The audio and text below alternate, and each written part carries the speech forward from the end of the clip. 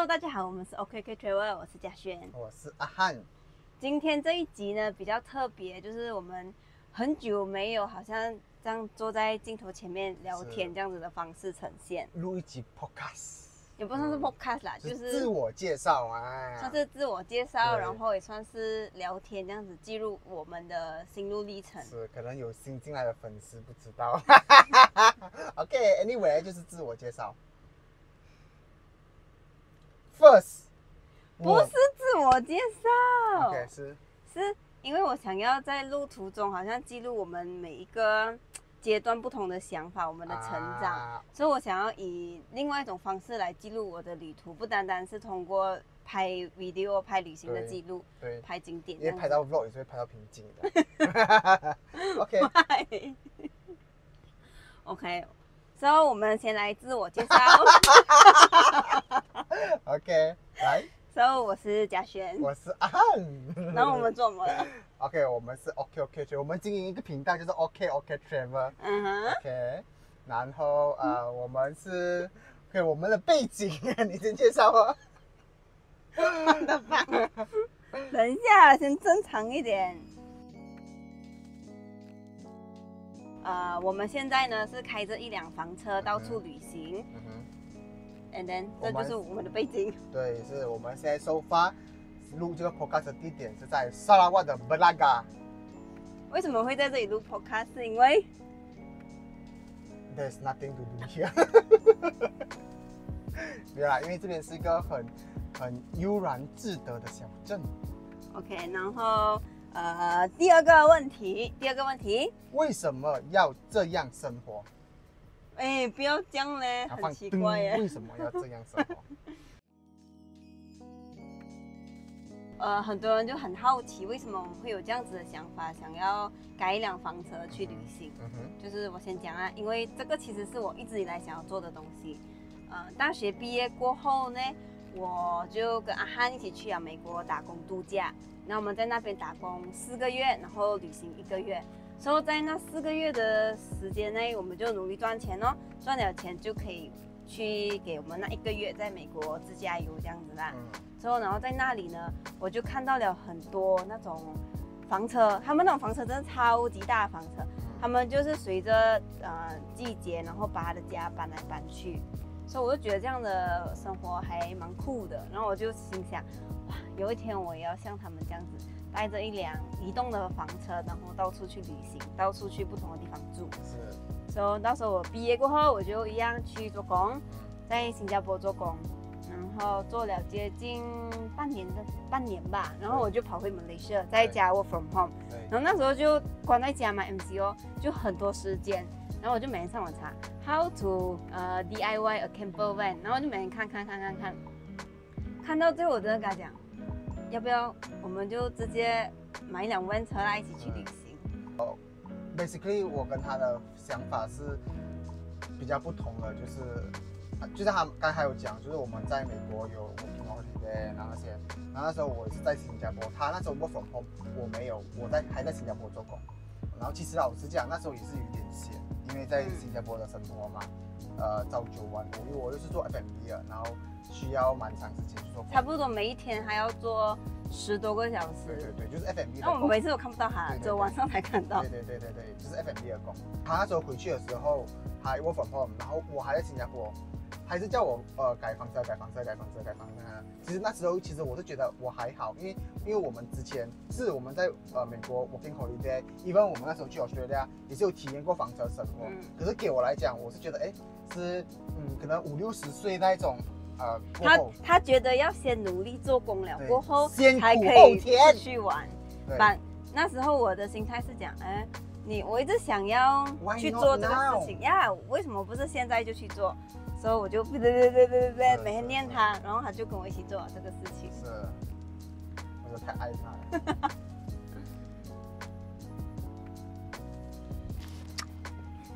刚开始做这个决定的时候，其实也是会有挣扎过，因为就有人就讲啊，你这个年纪你就出去这样旅行，那你回来找得到工吗？你不会后悔吗？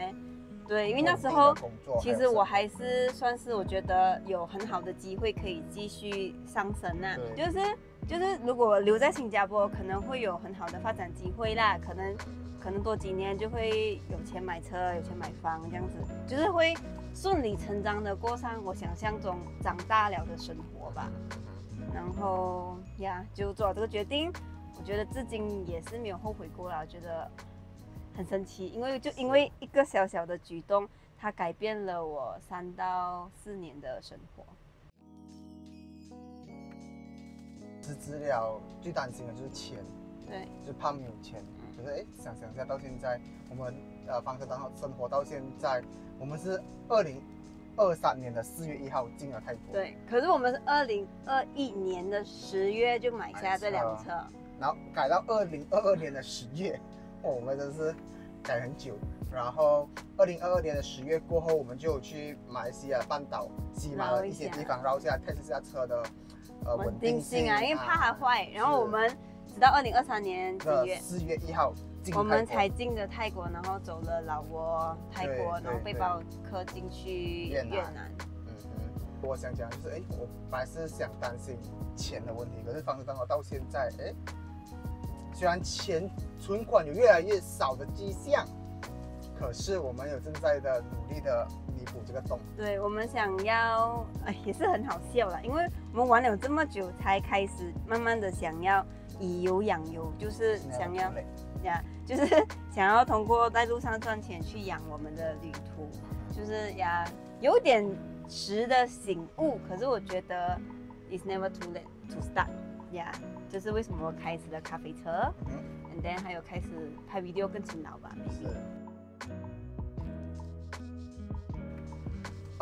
我的爸爸妈妈 ，OK， 我爸爸妈妈其实是非常传统啊，比较传统，属于比较传统的类型的。然后，因为我哥哥姐姐都没有做过这种事，OK 啊，其实父母就是这样，他就是担心你在外头找不得到吃，就是这样简单吧。你只要 prove that 你的房车生活可以通过某种方式养活自己，他就 OK 哦。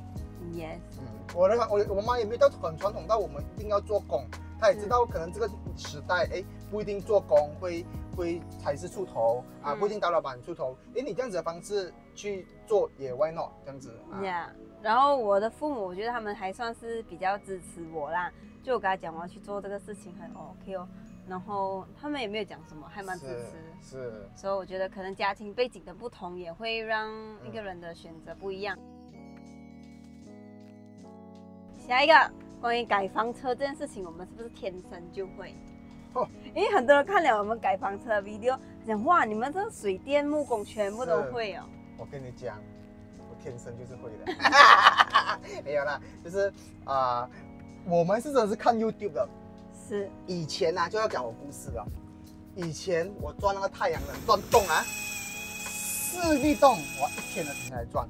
对。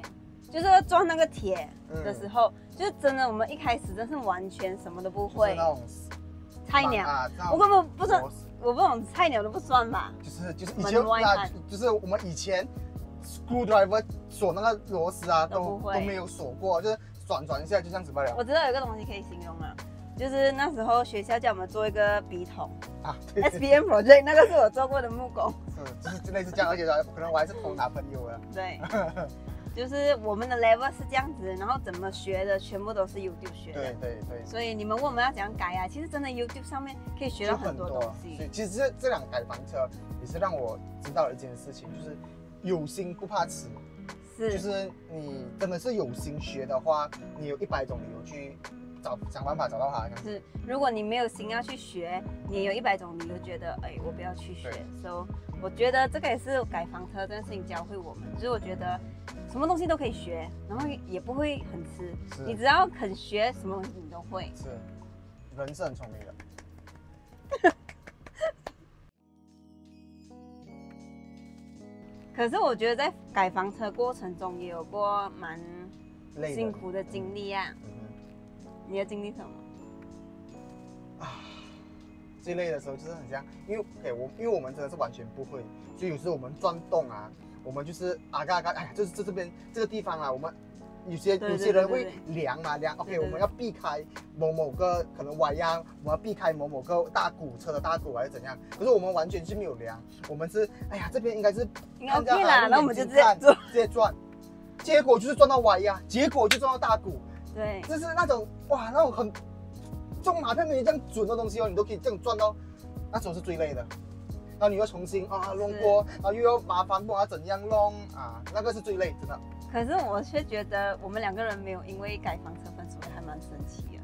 因为我们其实改了10个月，然后我们2个是一起改，他又看他的店的 video， 我又看我的木工的 video， 就我们2个其实是会有一点点摩擦啦，老实讲。而且你又改到很累很沮丧，你每天就是得空了，然后就来这辆车，然后改。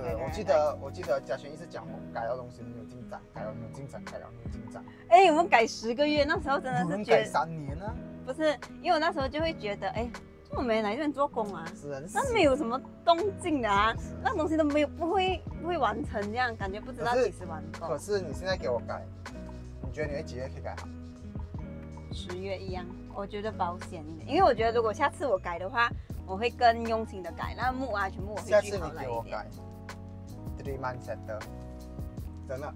想不到。那你还在改吗？我不会改回 Maxus。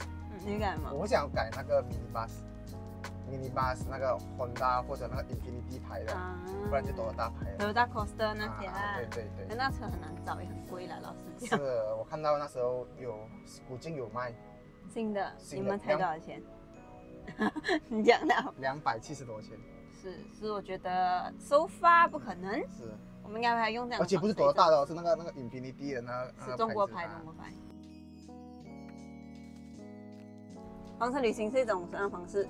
你so far玩了这么久，你有觉得有跟你想象中的不一样吗？其实房车可以旅行啊，我觉得我们不叫旅行，叫什么？我们叫做房车生活。为什么？因为旅行是我自己觉得啦，我觉得旅行是可能喊你去中国10天9夜，那种去旅行去走去看了，然后看一下景点就回家。